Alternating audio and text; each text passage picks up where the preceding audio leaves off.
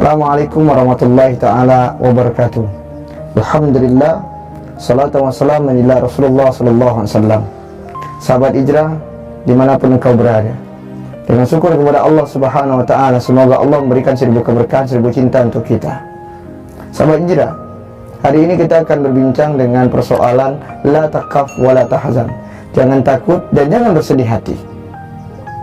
Ketika kita melihat bahwasanya hari ini kita diuji oleh Allah subhanahu wa ta'ala dari kemiskinan, kelaparan, ada yang putus dengan persoalan tempat pekerjaannya, maka sahabat yang dirahmati oleh Allah subhanahu wa ta'ala, cukup engkau tenangkan hatimu dan cukup engkau bersabar. Sahabat hijrah yang dirahmati oleh Allah subhanahu wa ta'ala, maka dengan hal demikian, kesabaran yang diuji diberikan kepada kita adalah bagaimana kita ziyadatul beriman, bertambahnya keimanan kita. Ketika keimanan itu bertambah, maka kita makin yakin bahwasanya ada Allah yang akan menolong kita. Tidak bisa manusia menolong kita. Kebanyakan kita bercerita kepada manusia, tetapi kita tidak pernah sadar kalau kita bercerita sama manusia, manusia pun punya masalah dalam persoalan kehidupan dan perekonomian, tentang persoalan percintaan yang lainnya. Begitu banyak persoalan kehidupan mereka. Terus bagaimana caranya? Cukup kita mengadu kepada Allah, cukup kita menyerahkan sesuatu kepada Allah, kita sampaikan segala sesuatu, kita curhat segala sesuatunya kepada Allah Azza wa Jalla. Makanya Allah menguji satu hamba sesuai dengan kadar kemampuan. La yukallifullahu nafsan illa us'alaha ma katsabat wa 'alaiha maktasabat. Rabbana la tu'akhizna in nasina wa ta'ana. Rabbana isran kama hamaltahu 'alal ladzina min qablina. Rabbana wa la tuhammilna ma la taqata lana bih wa'fu 'anna waghfir lana warhamna anta maulana fansurna 'alal qaumil kafirin.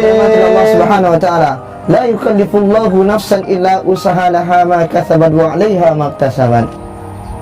Allah tidak akan menguji satu hambanya kecuali dengan kesanggupan bagi seorang hamba.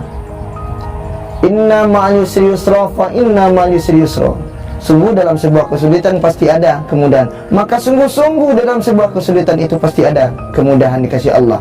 Sahabat dirahmati Allah, apalagi dalam kondisi kita hari ini yang penuh dengan carut marut yang sangat luar biasa, apalagi para pemuda hari ini banyak yang pengangguran. Kenapa yang terjadi sedemikian? Karena kita tidak pernah berkomunikasi dengan Allah. Kita jauh dari Allah. Kita tidak solat dengan sungguh-sungguh kepada Allah, beribadah sungguh-sungguh kepada Allah.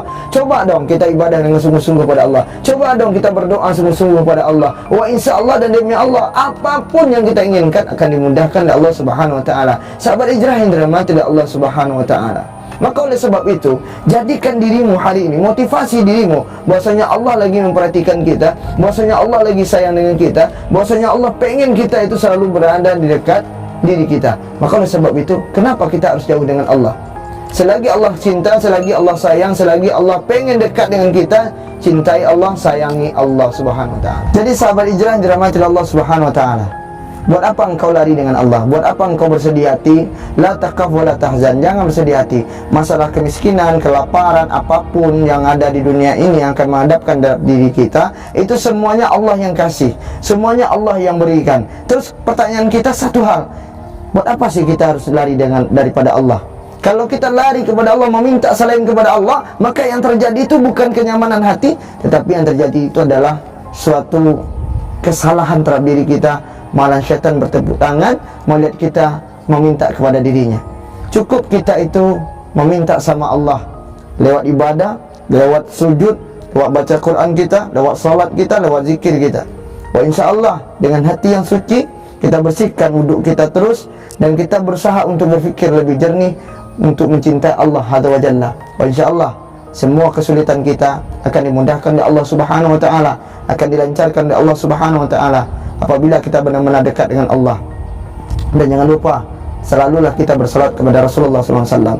Allahumma salli ala Muhammad, ya Rabbi salli alaihi wa sallim. Allahumma salli ala Muhammad, ya Rabbi salli alaihi wa sallim. Maka sahabat, tetap semangat dan tetap yakin Allah sebagai penolong. Assalamualaikum warahmatullahi wabarakatuh. Semoga bermanfaat untuk saya dan untuk kita semuanya.